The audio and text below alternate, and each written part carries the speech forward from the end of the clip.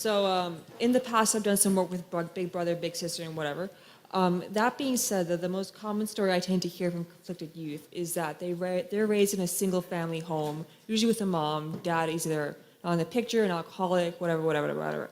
So we have this child who is trying to seek ways to make himself healthy and empower himself in ways that a healthy father should have done so, between the formative years of like 1 to 4. So I think you know where I'm going with this.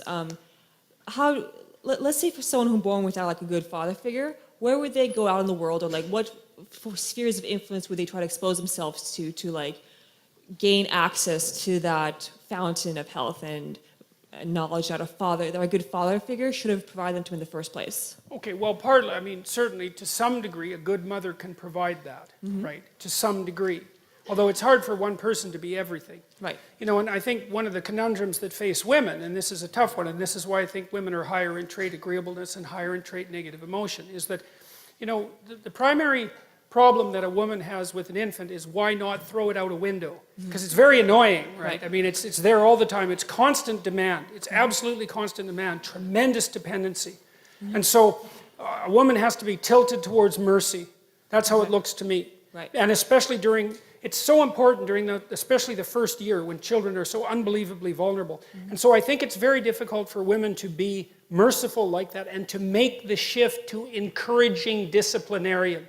I think that's a very difficult thing for people to do simultaneously. Although, people, I'm not saying that women are always only merciful and men are always only encouraging disciplinarians, but things do sort themselves out to some degree like that. And I think also the biochemical transformations that accompany pregnancy and childbirth and lactation also tilt a mother towards that as well. Because she has to really love that little thing, right? It's number one, no matter what it demands.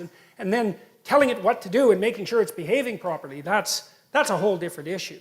Now, but the kids who lack fathers, I mean, first of all, they can find that to some degree in their friends. Okay. And that's often what fatherless boys do in particular. They go into gangs.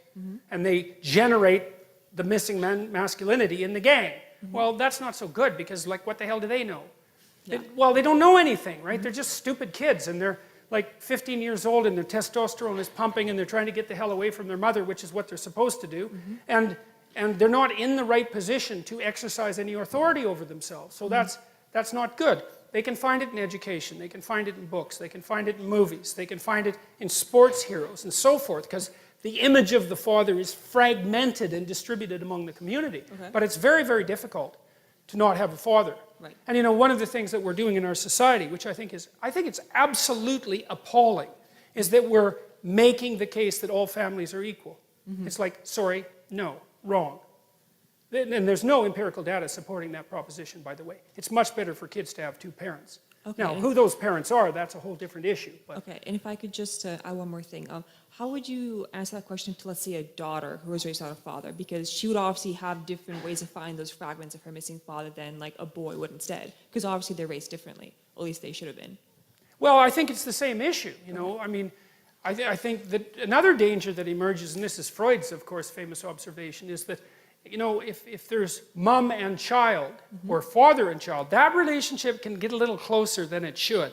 Okay. And then the lines get blurry and mixed. And I'm not saying that happens to everyone, obviously, but it's still a danger that's inherent in the situation. They're thrust together too tightly without sufficient resources. Okay. And so the responsibility has to be distributed more. And I really do think that it's the sign of the degeneration of a society when single parenthood becomes anything approximating the norm. It's not a good idea.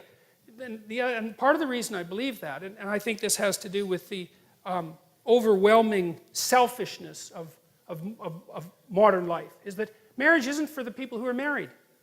It's for the children, obviously. And if you can't handle that, grow the hell up. No, I mean seriously. Yeah, okay. Seriously. Once you have kids, it is not about you. Period. Now that doesn't mean it isn't about you at all. But that just seems so self-evident to me. I can't believe that anybody would even question it. Oh, it's been questioned. Oh yes, well I'm certainly aware of that. Yes, it's questioned. It's almost illegal to question it now. Or illegal to make the set of propositions that I'm making. So that's the best I can do. Yeah, no, that's excellent. Thank you. Okay.